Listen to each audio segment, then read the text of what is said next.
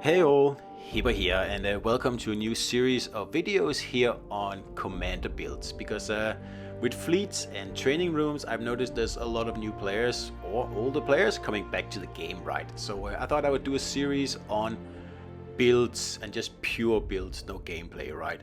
So this video here is about Japanese cruiser fire or high explosive builds. And when you say fire build with Japanese cruisers, you're automatically saying Azure Lane Atago, right? So Azure Lane Atago was part of the first Azure Lane wave of commanders available for World of Warships Legends back in 2019, I believe it was. This commander is insanely powerful, and if you want to do a full high explosive / fire build, she is the one commander to absolutely own. Now the problem is that she will not be available ever again, at least not in this current form here because of whatever copyright things. But those of you who already have her, count yourself lucky, and I'll show you how to make a great HE fire build.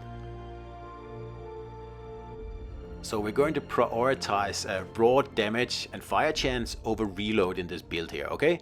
Reload build is a totally different build, and I'll do another video on that. But this build is all about HE damage and fire chance. So the first inspiration is the du Fournet here, that gives you plus 5.1% HE shields damage on your main guns. And he's not even fully upgraded, right? He's 17 out of 20, so you can probably hit 6% actually if you have him fully upgraded. The second inspiration is André Roux, French commander, another French commander, and he gives you an additional 5% HE gun shells damage, right? That's on top of the already 5.1 we have with the other inspiration. So these two guys here, they give you extra HE raw damage, right? So in the first row, you don't get the increased fire chance percentage here on Atago, so we'll choose beyond range instead to get 10% more main battery range, right? So you can stay further away and light all those wonderful fires. So beyond range is my pick for the first row. So the second row is where the magic happens with this build here, right? That's the Arsonist skill, and that's Atago's special skill, that she's the only commander, so far at least, that has this skill. So you can see you get 8% additional fire chance, which is absolutely crazy, and you also get an additional 10% HE shells damage. You're paying a little bit for it with increased damage, but it's well worth it. Like, if you use Atago, you should use this skill, or you should not use her at all, right? Another positive thing about this skill is that it's located on the second row, so only on the second row, and it's so powerful, it's crazy powerful, right? So you don't have to invest a lot into this commander to max this skill, since it's only on the second row. Some other premium commanders have their best skill on the fourth row, right? And maxing a perk on the fourth row or a skill means that you have to max the commander all the way to 16.4, right? And that takes a lot of dedication, lots of money, lots of time. But with Atago, you don't have to. It's on the second row, so you really only have to make her, I believe, level 12, legendary 2 or something like that, which pretty much anyone can do. So you get a lot of bang for your buck by investing in this commander here, right? So the third row here is the odd one out, right? Because there's no real HE skill on this row, so we're just gonna have to pick the AP skill here that's punched through. So in case you need to use AP, it's buffed a little bit, but there's no HE skill here, so we'll have to make do with this one.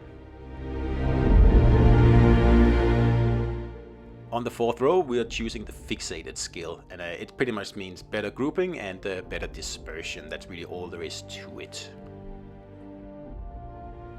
And of course, as a legendary skill, we are picking the refill station here, right?